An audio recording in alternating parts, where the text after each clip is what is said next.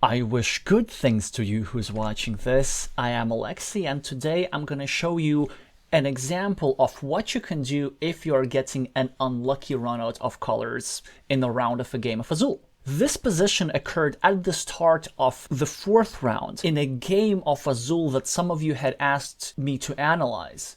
I'm playing against the Chinese player with the screen name KNDR, who is one of the highest rated players on Board Game Arena. I have a solid lead of 7 points, but all is about to change because look at this run out of round 4.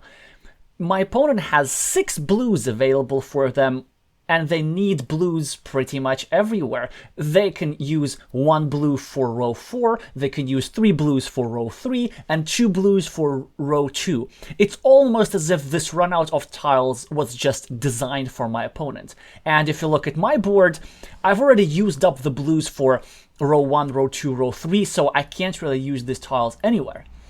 And in a position like this, we have 2 options. One is lose the game and then complain about luck, or try to play defense. Here's what happened in this game. My opponent here, I think, made a mistake. They took 2 whites, assuming that because I don't need the blues anywhere, they can take the blues later. And they try to complete their bottom row with the whites, and they assume that I need the whites for row 4, and this is true. If I were to somehow collect all the 4 whites available on the scene for my row 4, I would get a completed row and 6 points for adjacency bonuses. However, by taking the whites, they relinquish a valuable tempo, and it gives me just enough time to play the only move that prevents a loss in this game. If you'd like to figure it out for yourself, pause the video right here, but if you just want to see the answer, I'll tell you in 3, 2, 1. The move here is to take 3 blues and put them on row 4. And even though I don't really need the blues at all, the main purpose of this move is just to take away the blues from my opponent. Because if I don't do that, they will take the 3 blues and score 6 points on their 3rd row. We continue in a similar fashion. They take the 1 blue to complete their row 4, and also to pre-complete their column 4 as well, and get the column bonus at the end of the game. And here I have to continue on the blues again. I take the 2 blues, get 1 point for completing my row 4, and drop 1 point on the floor line. So essentially it's a 0-point move. However, it was still super important to make because my opponent really needed those 2 blues. And even though I got no adjacency bonuses for my 2 moves over here, the value of denying my opponents 12 points, that's 6 points on row 3 for potential blues, and 6 points on row 2 for potential blues.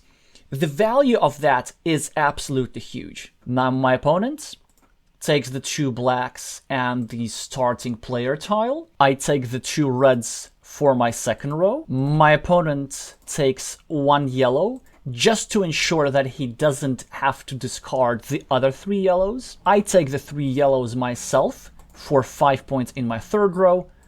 My opponent takes the 2 whites because this is the only tile group that fits for 1 point in his 2nd row. And I take 2 blacks.